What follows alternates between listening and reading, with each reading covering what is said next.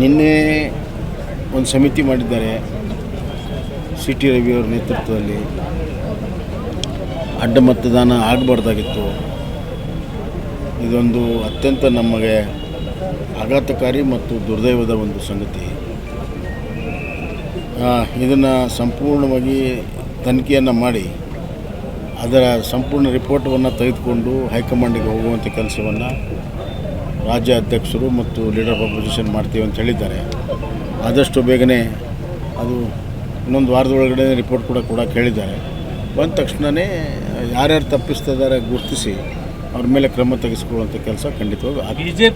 BJP ಶಾಸಕರಿಗೆ ವಿಶ್ವಾಸ ಉಳಿಸ್ಕೊಂಡಿಲ್ಲ, ಅವ್ರ ಬಗ್ಗೆ ನೋಡಿ ಮತದಾನ ಮಾಡಿದ್ದಾರೆ. ಒಂದು ನಿಮಿಷ. ಈ ಕಾಂಗ್ರೆಸ್ ಸರ್ಕಾರ ಶಿವಕುಮಾರ್ ನೇತೃತ್ವದಲ್ಲಿ ಹಣದ ದುರಹಂಕಾರದಿಂದ ಆಡಳಿತ ಮಾಡ್ತಾ ಇದ್ದಾರೆ. It is a political corruption. ಭಾಳ ದೊಡ್ಡ ಪ್ರಮಾಣದ ಹಣವನ್ನು ಖರ್ಚು ಮಾಡಿದ್ದಾರೆ, ಆಮಿಷವನ್ನು ಮಾಡಿದ್ದಾರೆ. ಆಮಿಷಕ್ಕೆ ನಮ್ಮ ಕೆಲವು ಶಾಸಕರು ಬಲಿಯಾಗಿರೋದು ನಿಜ, ನಾವು ಒಪ್ಕೊಳ್ತೀವಿ. ಆಗಬಾರ್ದಾಗಿತ್ತು.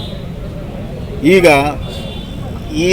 ಇಂಥ ಕ್ರಮಗಳಾಗಬಾರ್ದು ಅನ್ನೋದನ್ನು ಎಚ್ಚರಿಕೆಯನ್ನು ಬರುವಂಥ ದಿನಗಳಲ್ಲಿ ನಾವು ವಹಿಸ್ತೀವಿ.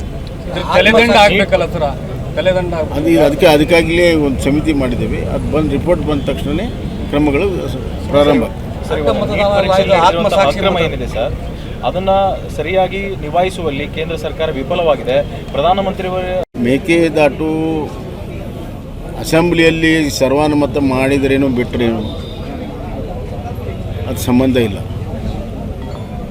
ಈಗಾಗಲೇ ಕೋರ್ಟಲ್ಲಿ ತಮಿಳುನಾಡು ಹೋದಾಗ ಕೋರ್ಟ್ನವ್ರು ಹೇಳಿದ್ದಾರೆ, ನಾವೀಗ ಹಸ್ತಕ್ಷೇಪ ಮಾಡೋದಿಲ್ಲ, ಇದು ತಾಂತ್ರಿಕವಾಗಿ ಏನೆಲ್ಲ ಆಗುತ್ತೆ ಅದೆಲ್ಲ ಆಗಲಿ, ನಾವೀಗ ಹಸ್ತಕ್ಷೇಪ ಮಾಡೋದಿಲ್ಲ ಅಂತ ಅವ್ರ ಕೇಸನ್ನು ಕಿತ್ತೋಗಿದ್ದಾರೆ.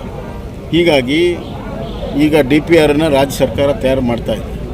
ಆದಷ್ಟು ಬೇಗನೆ ಅದನ್ನು ತಯಾರು ಮಾಡಿ ಅನುಮತಿಯನ್ನು ಪಡ್ಕೊಳ್ಳೋದಕ್ಕೆ ನಮ್ಮೆಲ್ಲ ಲಕ್ಷ್ಯ ಇರಬೇಕು. ನೀರಿನ ವಿಚಾರದಲ್ಲಿ, ಜಲ ನೆಲ ಜನರ ವಿಚಾರದಲ್ಲಿ ರಾಜ್ಯಕ್ಕೆ ಹಿತಾಸಕ್ತಿ ನಾವೆಲ್ಲ ಒಂದಾಗಿದ್ದೇವೆ. ಅದಕ್ಕೆ ಸರ್ಕಾರ ಏನೆಲ್ಲ ಕ್ರಮ ತೆಗೆದುಕೊಳ್ತದೆ ಅದು ನಾವೆಲ್ಲರೂ ಕೂಡ ರಾಜ್ಯ ಹಿತದೃಷ್ಟಿಯಿಂದ ಒಂದಾಗಿ ಕೆಲಸವನ್ನು ಮಾಡ್ತೀವಿ. ಆಮೇಲೆ ನಾನು ಶಿವಕುಮಾರ್ ಅವ್ರಿಗೆ ಹೇಳಕ್ಕೆ ಇಚ್ಛಪಡ್ತೀನಿ, ನೀವು ಈ ಸರ್ಕಾರ ಬಂದಿದೆಯಲ್ಲ, ನಿಮ್ಮ ಬೆಂಬಲದಿಂದ ಬಂದಿದೆ. ಅಲ್ಲಿ ನಿಮ್ಮ ಕರ್ನಾಟಕದ ಹಿತಾಸಕ್ತಿ ಮತ್ತು ಅದರಲ್ಲಿ ವಿಶೇಷವಾಗಿ ಮೇಕೆದಾಟು ಇಡೀ ದಕ್ಷಿಣ ಭಾರತ ಹೃದಯ ಭಾಗವಂತ ಹೇಳಿದ್ದೀರಿ. ಆ ಹೃದಯ ಭಾಗಕ್ಕೆ ಘಾಸಿಯಾಗುವಂಥ ಕೆಲಸವನ್ನು ತಮಿಳುನಾಡು ಮಾಡ್ತಾಯಿದ್ದಾರೆ. ನೀವು ನಿಮ್ಮ ಬೆಂಬಲವನ್ನು ಹಿಂತಕೊಡ್ರಿ, ಅವರಿಗೆ ಒಂದು ಬಿಗಿಯನ್ನು ಹಾಕಿ ಹಿಂತಕೊಡ್ರಿ. ಅವರು ಆ ರೆಸೊಲ್ಯೂಷನನ್ನು ಹಿಂತಕೊಳ್ಳಿಲ್ಲ ಅಂದರೆ ನೀವು ಬೆಂಬಲ ಹಿಂತಕೊಳ್ಳಿ. ಬೇಡ್ತಿ ಹೊಡೆದ ಈಗ ರಾಜ್ಯ ಸರ್ಕಾರ DPR ಮಾಡ್ತಾ ಇದೆ. DPR ಮಾಡಿದ ತಕ್ಷಣವೇ ಅದನ್ನ ಕೈಗೆತ್ಕೊಳ್ಳೋದಕ್ಕೆ ಮತ್ತೆ ನಾವು ಹೋರಾಟವನ್ನು ಮಾಡ್ತೀವಿ.